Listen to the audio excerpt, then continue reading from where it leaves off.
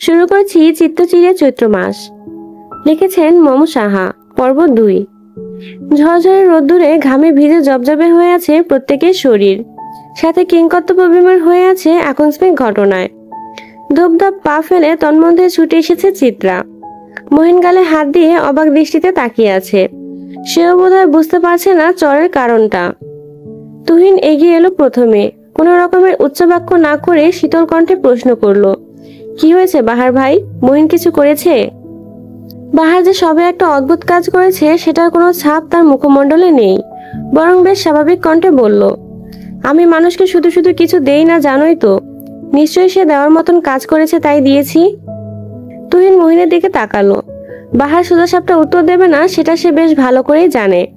বাহারের চরিত্রের সাথে সোজাসাপটা উত্তরটা আশা করাও এক ধরনের বোকামি। তাই সে দ্বিতীয় প্রশ্নটা মহিনকেই করলো, কি করেছো মহিন?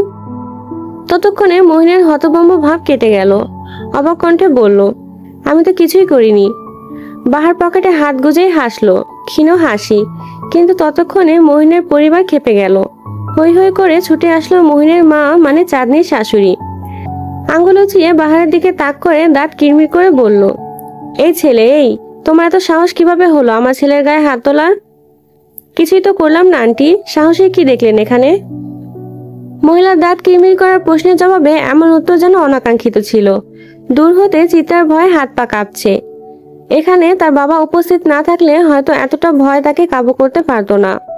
অথচ তার বাবা রক্তলাল চক্ষু নিয়ে তাকিয়ে আছে। ঘটনার বিজ্ঞাতে যে বেশি সময় লাগবে না তা বুঝতে বেশি সময় লাগলো না চিত্রার। মহিনের মা লতা বেগমের রাগ চক্রবৃদ্ধি আকারে বাড়ল। বেছে বেছে সে চিত্রার বাবা নুরুল সওদাগরের দিকে তাকিয়ে চোখ দিয়ে অগ্নিবর্ষণ করে বলল, ভাই সাহেব, আপনারা হাঁ করে সবটা দেখছেন। বাহিরের একটা উটকো ছেলে আপনাদের সামনে এমন একটা কাণ্ড ঘটিয়ে ফেললো, অথচ আপনারা নিশ্চুপ। ছেলেটাকে ধমকও দিচ্ছেন না। ওনার ধমকের পরও অন্তত বাহার করে না আন্টি। ভুল জায়গায় ভুল তথ্য প্রেরণ করাই বোধহয় মহিলা সমাজের কাজ। এবারও বাহারের কণ্ঠ স্বাভাবিক, কিন্তু স্বাভাবিক থাকতে পারলেন না নুরুল সওদাগর। খেক খেক করে বলে উঠলেন, এই অভদ্র ছেলে, বদের সাথে কিভাবে কথা বলতে হয় জানো না? অন্যায় করেছো, অথচ ন্যূনতম লজ্জাবোধ নেই। লজ্জাবোধের ফাংশনটা আমার ঠিক কাজ করে না, আর ভুল জায়গায় তো আরো আগে কাজ করে না। সূর্যের তেজ বাড়লো, সাথে তত্তর করে বাড়লো নুরুল সওদাগরের রাগ। বড় বড় পা ফেলে এগিয়ে এলো বাহারের দিকে। বাহারের বুকের বাঁ পাশটাতে ধাক্কা দিল শরীরের সর্বশক্তি দিয়ে।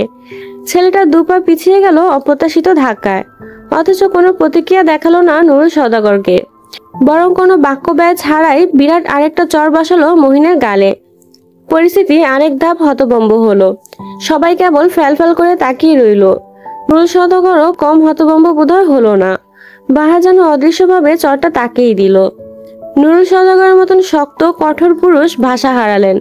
নিজের বড় ভাইয়ের দিকে তাকালেন হতভম্ব চোখে। কোনো মতো উচ্চারণ করলেন, বড় ভাই, আপনি দেখলেন তো? ছাদের কার্নিশ গ্যাসে অনবরত কাক সরগর তুলল। পরিবেশ যেন প্রয়োজনের তুলনায়ও শীতল। চিত্রার বড় চাচা গলা পরিষ্কার করে যখন বাহারের দৃষ্টি আকর্ষণের চেষ্টা চালালেন, বাহার সবাইকে অবাক করে দিয়ে তৃতীয় তথাপি শেষ চটটা মারলেন মহিলার ডান গালে, এবং সবাইকে অবাকের চরম পর্যায়ে পৌঁছে দিয়ে পকেট থেকে সিগারেট বের করে হেলতে দুলতে চলে গেল বাড়ির মেন গেটের দিকে। সবাই কেবল তার যাওয়ার দিকে তাকিয়ে রইল। বর্তমানে এই তাকিয়ে থাকাটাই যেন উত্তম কাজ হয়ে দাঁড়ালো সবার কাছে। লতা বেগম তার পাশের চেয়ারটাতেই ধপ করে বসে পড়লেন। এতক্ষণের ঘটা কর্মকাণ্ড যেন সবারই নেহাত ভ্রম মনে হলো। বাহার যখন মেইন গেট পেরিয়ে অদৃশ্য হলো, উচ্চকণ্ঠ শোনা গেল নুরুল সওদাগরের। ভয়াবহ রকমে চিল্লিয়ে বললেন, এই বেয়াদব ছেলেটা যেন এ বাড়িতে আর পা না রাখে। বিনা কারণে একটা ছেলেকে এতগুলো চর মারলো, অথচ তার ভয় আফসোস কিছুই নেই। বড় ভাই, একটা বিহিত আপনাকে করতেই হবে। বাবা, বাহার ভাই অকারণে কিছুই করেন না, আমরা সবাই জানি। নিশ্চয়ই আমাদের অজান্তে কিছু হয়েছে। তুহিনের কথা থামলো। তার কথার পৃষ্ঠে উত্তর দিল চাঁদনির স্বামী। লোকটা নিপাট ভদ্রলোক, খুব সহজে রেগে যান না, ভীষণ ঠান্ডা মানুষ। ঝুট ঝামেলা এড়িয়ে চলে গিয়ে জীবনে সুখী মানুষ সে। কিন্তু আজকের অনাকাঙ্ক্ষিত ঘটনার পর লোকটাও চুপ থাকতে পারলো না। বিস্ময় নিয়ে বললেন, তুহিন, তোমার কথাই না হয় মানলাম, এতগুলো চর তো আর কেউ এমনি এমনি দেয়নি। নিশ্চয়ই কারণ আছে। বাহার ভাইয়ের উচিত ছিল না সে কারণগুলো বলার? এতগুলো মানুষকে এক সমুদ্র প্রশ্নের নিচে ফেলে দেওয়াটা ওনার মতন বুদ্ধিমান লোকের কাছে প্রত্যাশিত নয়। সব জায়গায় গা ছাড়া ভাবটা আদৌ মানানসই?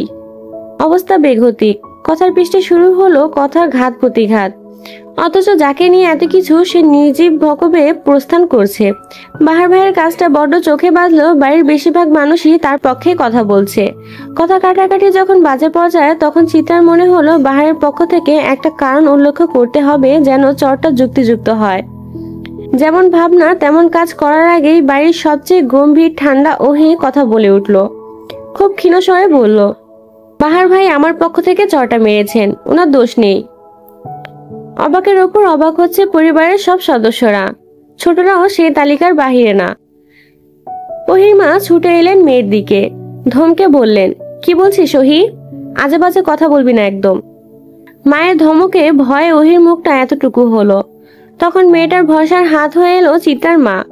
এই ভদ্রমহিলা প্রচুর বুদ্ধিমতী। ওহির কথার ইঙ্গিত বুঝতে তার এক সেকেন্ডও ব্যয় হলো না।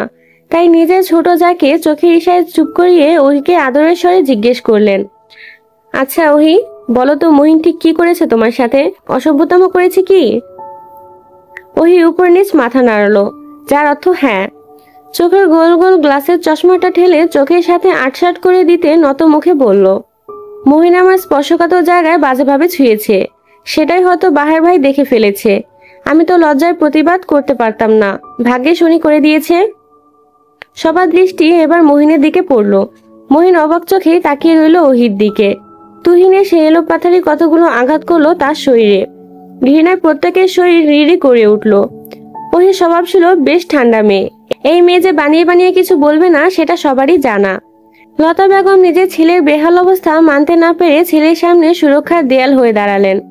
ছেলেকে নিজের পিছে আড়াল করে হাত জোর করে বললেন, আমার ছেলেকে আর মেরো না বাবা, অনেক তো হয়েছে, ও ক্ষমা চাইবে ওহির কাছে, এবার মতন ছেড়ে দাও। আমি ওর আচরণে লজ্জিত, ভাবতে পারিনি আমার ছেলে এমন হবে, ক্ষমা করো বাবা। তুহিনের রাগ তখন আকাশ সমান। নিজের বাড়ির মেয়েদের সে যথেষ্ট সামলে রাখে, অথচ এই আত্মীয় নামক জানোয়ারটা নাকি বাজে আচরণ করে বেঁচে যাবে? কখনোই না। তুহিন তার বাবার উদ্দেশ্যে হুঙ্কার ছাড়লো, বাবা এবার আপনি কিছু বলবেন না? এতক্ষণ তো অনেক কথা বলছিলেন, ওরে এবার জেলে দেন। এত বড় সাহস ওর! হ্যারাসমেন্টের দায়ে জেলের ঘানি টানবে ও, ব্যবস্থা করুন। উৎসব মুখর পরিবেশটা হুট করে ভয়াবহ রূপ ধারণ করলো। চেরিকে আঁকড়ে ধরে নিরুত্তরে দাঁড়িয়ে রইল চিত্রা।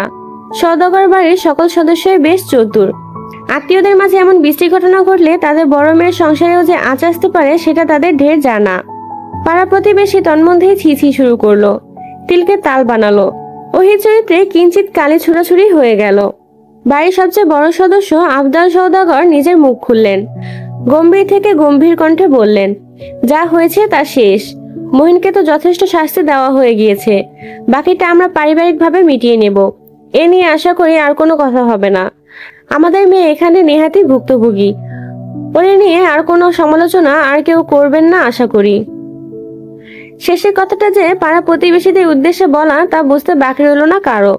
লতা বেগম নিজের রক্তাক্ত ছেলেকে কোনোভাবে ধরে রেখে ক্ষীণ অথচ কঠোর কণ্ঠে বলল, আমি ওরে নিয়ে এখনই চলে যাচ্ছি। চাঁদনি তো আর কয়েক মাস পরে ডেলিভারির ডেট, ও এখানেই থাকুক। আমাদের বংশে বউদের প্রথম সন্তান তার বাবার বাড়িতেই হয়। জুনায়েদ, তুই কি যাবি আমার সাথে? শেষের প্রশ্নটা তিনি বড় ছেলের উদ্দেশ্যে করলেন।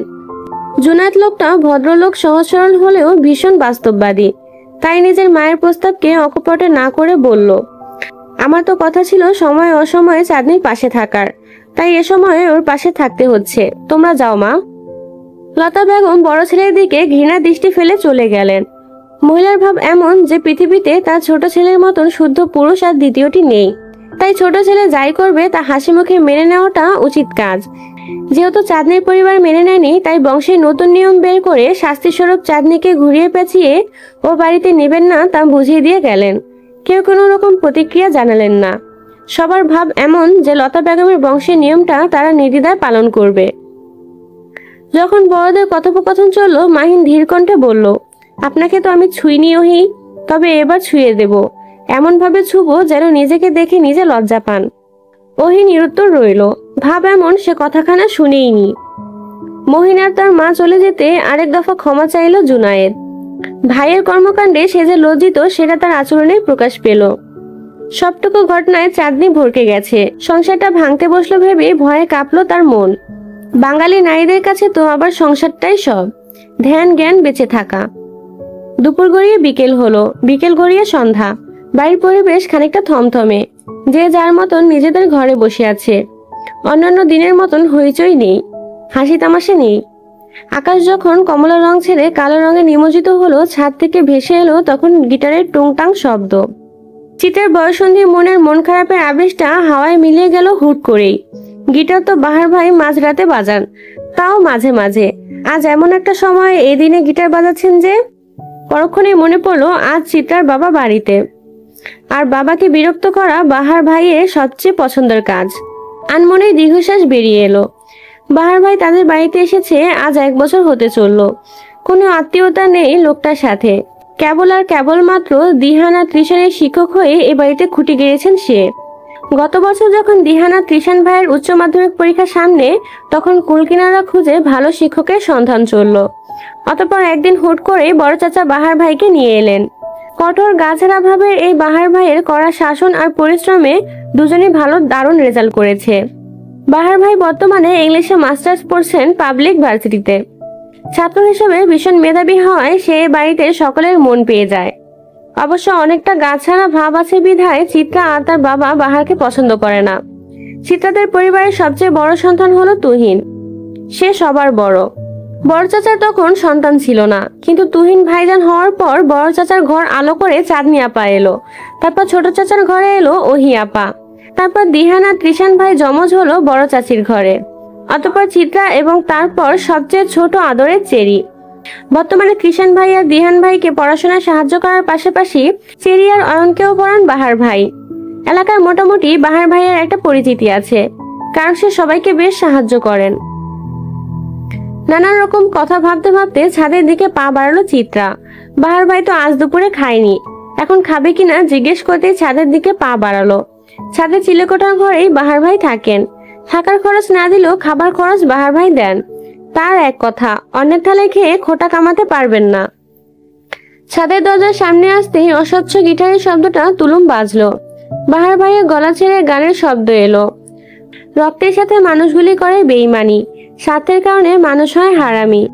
আবার চলার পথে সুখ দুঃখে পর আপন হয়, আমি শুধু আমার আপন কথা মিথ্যে নয়। চিত্রা মনোযোগ দিয়ে তাকালো মানুষটার দিকে। হাঁটু অব্দি প্যান্ট পরা, ফুটপাতের খুব সস্তা একটা ছাই রঙা পাতলা টি শার্ট গায়ে, চুলগুলো এলোমেলো সাথে সিক্ত, বোধহয় গোসল করেছে। মানুষটার বেলা অবেলায় উদ্ভট কাজ করার শখ। তন্মধ্যে গান থামিয়ে সিগারেট ধরলো বাহার। পরিবেশ তখন নিশ্চুপ প্রায়। এর মাঝে ধপধপ পা ফেলে কে যেন ছাদের দিকে আসছে মনে হতে দরজার আড়ালে লুকালো চিত্রা। ভেবেছিল মা চাচির মধ্যে কেউ এসেছেন, কিন্তু চিত্রাকে অবাক করে দিয়ে ওহি হাজির হলো, হাতে তার ঢেকে রাখা থালা। চিত্রা ফ্যালফ্যাল না আনে তাকিয়ে রইল। ওহি আপা কিনা খাবার এনেছেন। 1 গ্লাস পানি যে হাত দিয়ে খায় না, সে নাকি আজকাল বাহার ভাইয়ের জন্য খাবার আনছে। ওহি চুলগুলো দুলাতে দুলাতে ছাদে পা রাখতে হাফ ছেড়ে বাঁচলো চিত্রা। অতঃপর বাহারের মতন করে আনমনেই বলল, শোনো মেয়ে, বাহার ছুঁয়ে দিলে পরে অকালেই যাবে ঝরে, গলে যাবে যে বরফ গলে না। চিত্রা গান থামাতেই ছাদ থেকে হাসির শব্দ ভেসে এলো। পরক্ষণে বাহারের কণ্ঠ ভেসে এলো, চিন্তা নেই মেয়ে, কারো একদিন হব, কারো এক রাত হব, এর বেশি রুচি কারো হব না। চিত্রার চোখ অবাকে বড় বড় হয়ে গেল। তার গান কি তবে বাহার ভাই শুনে ফেললো?